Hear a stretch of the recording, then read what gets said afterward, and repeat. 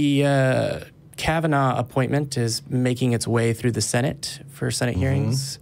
Did either of you catch much of that or read much on it? It's just another shuddersome, horrible thing that's happening. Yes. Yeah, I mean, it's only going to be so interesting because there's a majority in the Senate. There's all of this politics in the background, but Kavanaugh's motivations would be to not give any interesting answers. Right. The less interesting or revealing his answers, the better off he's going to be, probably.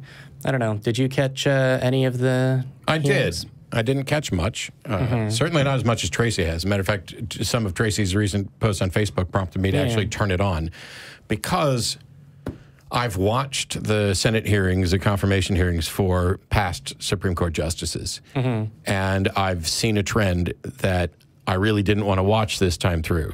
So I've only seen a couple of minutes here and there. And it pretty much convinced me that it's more of the same. Because once upon a time, what'll happen is you'll have politicians that will give lip service to, I'm not going to have a litmus test for judges, and yet they absolutely have a litmus test for judges. There are special interest groups who, on both sides, by the way, this is not a criticism of any particular party or anything else, they want their judges. And so, and a lot of it goes back to abortion as a primary focus. But setting aside any of the specific issues, what I've seen happen at confirmation hearings is lawyers are crafty and creative with how they respond to things. And so ideally, you would want to get to know the person that you're considering for this appointment. And so it would make sense to go through their past decisions, to ask for their, to see what ideals they were using to justify those statements that they've made, like, hey, you can't, actually impeach us, or you can't prosecute, indict a sitting president. You should go through those. You should also get them to give their opinion on Supreme Court rulings and what, things that they might have objection to.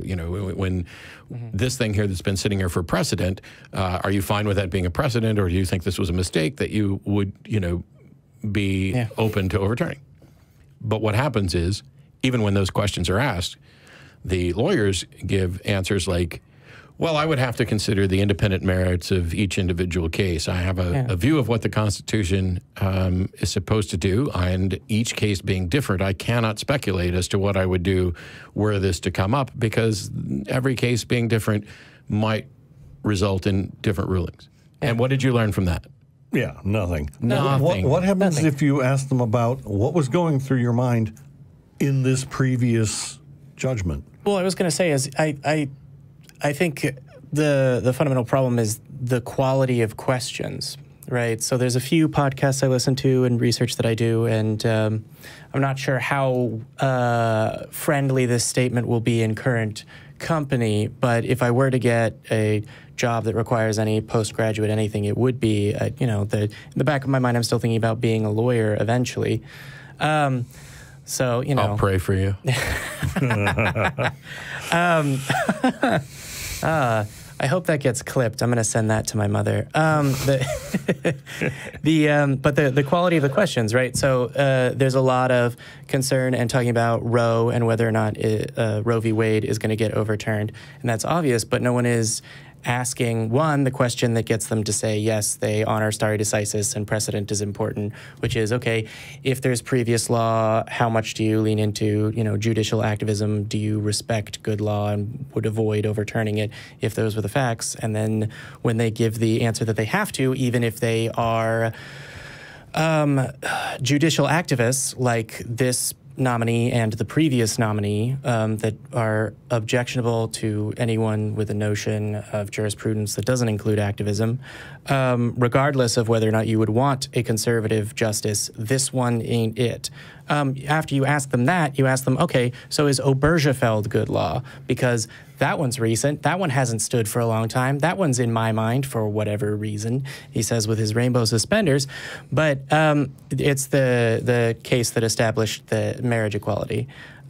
Because you've then asked them the one question that says they have to honor good law, and then after that, whether or not they would honor that, and that actually is an issue that's important, right? But I wish Yeah, no. I mean, lawyers are lawyers, when they are lawyers, are paid, one, to think on their feet, and two, to think as cleverly as they can to devise the best language in legal terms to give answers and make arguments. To make sure you don't get in trouble. And so while I agree that maybe, and I don't know what questions were asked. I don't know whether or not they asked him about whether or not the right to privacy in Roe is, you know, because you can rip Roe apart in a number of different directions and address the different claims made in there, one of them being the right to privacy. And that's one that comes under attack. And so I would think that it would be possible for someone to say, yes, I think Roe was unfairly decided on the grounds of privacy, yet there may be other grounds by which abortion could be protected, or, you know, this, but you're not going to hear that. No matter how good you frame the question, what they're going to say is, no matter how much of an activist they're going to be, they are going to say, I'm not a judicial activist. I respect the law. However, there may be parts of a ruling where I could agree with the final ruling, but find flaws within the reasoning there, where we could narrow the focus of it. There may be somewhere we could broaden the focus of it. And on those things, I would have to consider it on a case-by-case basis. Consider the merits of the case at hand. And that's why I think these confirmation hearings are futile. Because, quite frankly, I don't see any likelihood that the candidate put forward by the party in power is ever going to have any hope of getting shut down the way like Neil Bork did. I don't think that can ever happen again. Well, I mean, it depends on... or in the current climate, I guess. Yeah, well, I mean, it depends on if the party that the president belongs to has a majority in the Senate. Yeah. Yeah. But that there being a split White House Senate. And whether or not, you know, they're a lame duck president and then they just decide not to take his nominee. The Supreme Court has been hijacked. And by the way, oh my God, my wife repeatedly warned people of this throughout the entire 2016 election, irrespective of whether you were Republican, Democrat, Libertarian, Green, whatever. Yeah. Anytime a political discussion would come up on her thing, in much the same way that the old quote about "it's the economy, stupid," she would just post, "It's about the goddamn motherfucking Supreme Court." That's it. Right. And she's been absolutely right. And because here's the thing, president's only going to be around for a certain amount of time. Supreme Court appointments are for life. And they shape every aspect of this. And while I constantly remind people that running for state boards of education and local, that is where some real law and real changes take place, there's no denying there is nothing. Balance of powers aside, there is nothing more powerful than the Supreme Court. And if it is in the hands of dangerous ideologues, and by the way, yes, I recognize that I would also want to put it in the hands of people who those who disagree with me think are dangerous ideologues. Right. Well, I want 9 Ruth Bader Ginsburgs on the court. That's my personal. Are we going to slip into the ethics of cloning and whether or not a clone of a person can also? No. If cloning came about today and it was possible to write a law where you could clone a current justice, I mean, there's a lot of little things that go in there. She would probably even be my nominee for the first clone. But would it be like a, never mind. This is a rabbit trail that I choose not to go down at this moment in time. What I would say about that is, sure, I would appoint different justices than I think a conservative president would, but I wouldn't ever, at least I can't imagine myself ever appointing an activist, regardless of what their ideas about what rulings they would change and what law or precedents they would overturn. Kind of depends on how you define activist, because I don't think either of us would put RBG as an activist. No, I mean, as far as I'm aware, she's never decided blatantly just like, well, you know, this law should be overturned and I'm going in to find a reason. Kennedy, who... Well, I'm not sure what you're specifically... Justice Kennedy invented a grandfather clause out of whole cloth in order to allow the Ten Commandments monument to stand. Oh, that, and the other Ten Commandments things to go away. Yeah, I remember that. I honestly haven't read the reasoning on that case or talked to a lawyer. It doesn't your take favorite much. people. No, it probably doesn't take much. But what I would say is that a person that doesn't go into it saying, I will follow precedent and reason along these lines, right? You have a judicial jurisprudence that comes with a judicial philosophy, but it's very different than, for example, Gorsuch plainly signaling everywhere that he would love to overturn the Chevron deference, which is a larger part of, I don't know, it seems wrong to call it a conservative strategy for the future, because I think the word conservative has been hijacked by theocrats in this country, but a conservative plan to totally fuck up the court system. Well, let me ask you this then. I have strong opinions. I think we would agree that none of them would openly declare, I'm an activist judge. I don't think that any Supreme Court justice nominee at this point in time would use those words. Right. Of those who you would consider to be an activist judge, how many of those do you think on some level know that what they're doing would be considered an activist judge? You know, rather than a rationalization of, you know, here's I'm not sure how they would characterize it themselves, but mostly it's, do you care about the fundamental principles of stare decisis, of precedent, and whether or not that matters? Or, well, these are the results that I want to have in cases, therefore I will rule in this way in future cases. So, for example, if a person can say, well, there's a case about abortion that's headed to the Supreme Court, if that person can say in their mind or out loud, yes, I would rule in favor of the fetus or whatever it is, then that person, like, if you are able to form already an idea of how you would rule based on what you want the future of the country to be rather than on the merits of the case and the precedent that applies to it, then in my mind you are departing from the law and are engaging in activism and legislating from the bench.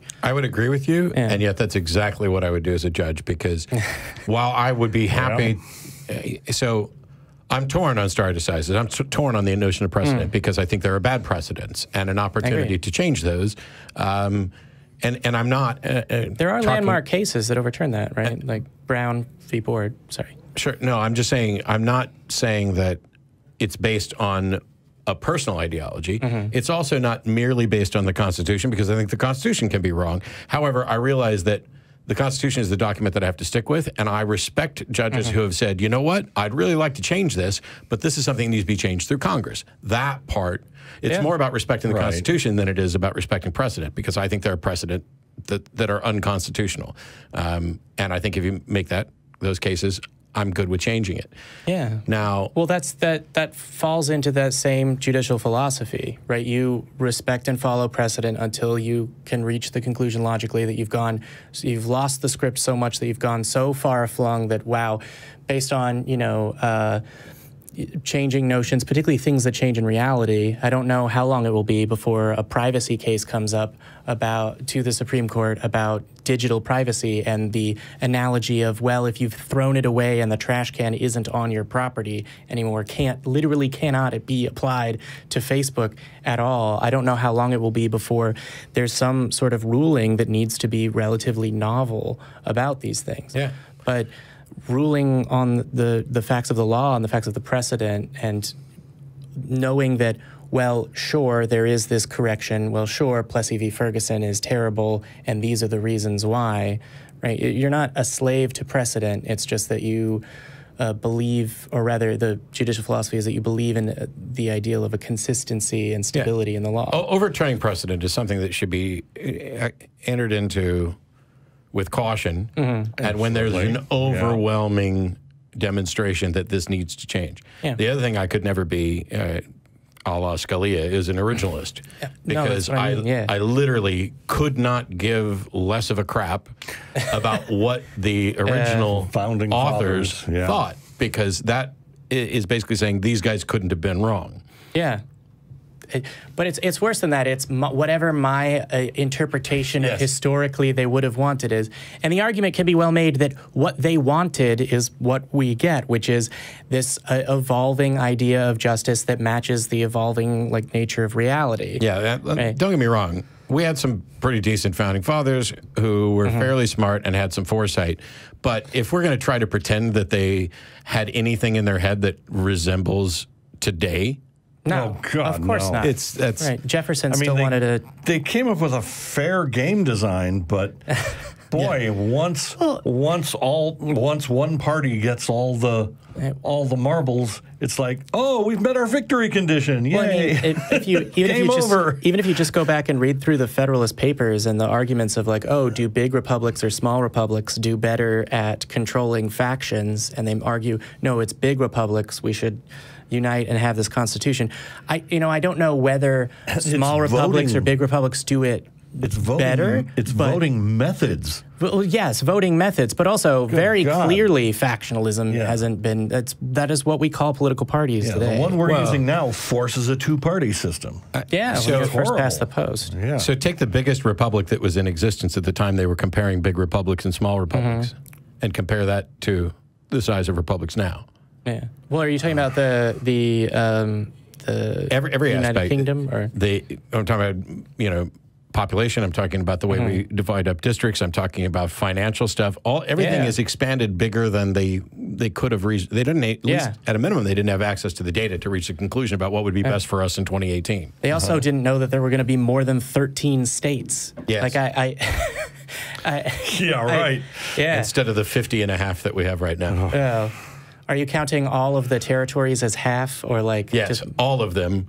Puerto Rico, Guam, everything. They all add up to a half because none of them have the power that they should have. None of them have any power. Well, presumably you can include D.C. in that now because they don't have a vote anymore, which is weird and different. I'm going to not sideline this into whether or not. Hey, we need to talk more about religious stuff on the nonprofits. And less about yeah. Well, to be clear, we're also in the United States, and the Supreme Court does lots of rulings and religious liberty and First Amendment violations. It's just I haven't done a good job of directing the conversation into recently the Masterpiece Cake Shop decision occurred. There was some congressman recently who said, I think it was a congressman who said that somebody should be caned for saying something bad or doing something bad. I'm sure there are some people who I wish would be McCain. Sharia law right there. Thank you.